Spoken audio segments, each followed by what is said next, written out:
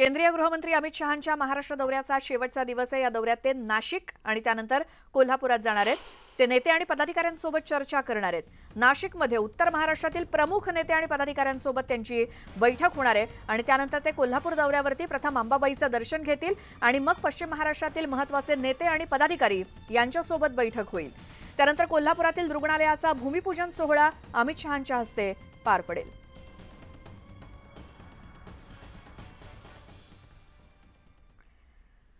केंद्रीय गृहमंत्री अमित शहा यांच्या उपस्थितीत आज नाशिकमध्ये उत्तर महाराष्ट्राचा संवाद मेळावा पार पडणार आहे। दुपारी 2 वाजता अमित शहा उत्तर महाराष्ट्रातल्या नेत्यांना आणि पदाधिकाऱ्यांना मार्गदर्शन करणार आहेत। अमित शहा यांच्या दौऱ्याची जोरदार तयारी करण्यात आली आहे आणि या निमित्तानं भाजपकडून शहरात जोरदार शक्ती प्रदर्शन केलं जात आहे। याच बैठकीच्या परिसरातून आढावा घेतलाय आमचे प्रतिनिधी लक्ष्मण घाटोळे यांनी। केंद्रीय गृहमंत्री अमित शहा आज नाशिकच्या दौऱ्यावर आहे आणि नाशिकमध्ये उत्तर महाराष्ट्राची आढावा बैठक अमित शहांच्या उपस्थितीत संपन्न होणार आहे।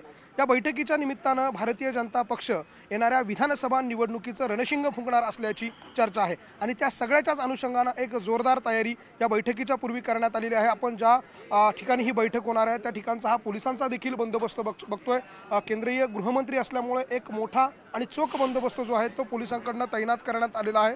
तर सर्वच नेत्यांकडून सर्वच इच्छुक उमेदवारांकडून जोरदार शक्ती प्रदर्शन देखील या सगळ्या परिसरात करण्यात आलेलं आहे।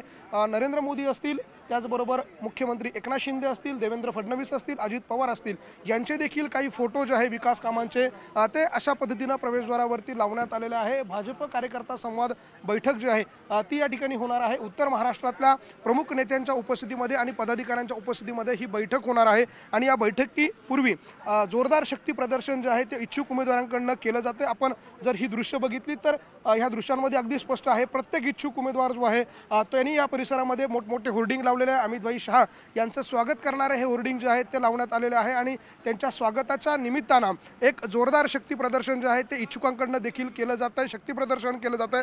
त्यामुळे आजच्या बैठकीमध्ये अमित शहा उत्तर महाराष्ट्रातल्या पदाधिकाऱ्यांना आणि नेत्यांना नेमक्या काय सूचना देतात, काय त्यांचे कान टोचतात हे सगळं बघणं महत्त्वाचं असणार आहे। दुपारी 1 वाजता अमित शहा नाशिक विमानतळावर उतरतील आणि त्यानंतर दुपारी 2 वाजता या ठिकाणी ही संवाद बैठक जी आहे ती संपन्न होणार आहे। व्हिडिओ जर्नलिस्ट हेमंत बागुलसह लक्ष्मण घाटोळ, न्यूज 18 लोकमत, नाशिक। आता पुढची बातमी छत्रपती संभाजीनगरमध्ये झालेल्या बैठकीत उपमुख्यमंत्री देवेंद्र फडणवीसांनी भाजपच्या कार्यकर्त्यांना सूचना केल्या। तुमच्यासारखी मंडळी मैदानात उतरली तर आपलं कुणीही वाकडं करू शकत नाही। तुम्ही ताकदीनं मैदानात उतरा, विजय आपलाच आहे असा विश्वास फडणवीसांनी बोलून दाखवला। त्यामुळे आपल्याला विधानसभेत चांगला विजय मिळणार असल्याचं ते म्हणाले। काल रात्री छत्रपती संभाजीनगरात महायुतीची बैठक पार पडली आणि यावेळी त्यांनी भाजप कार्यकर्त्यांना कानमंत्र दिला।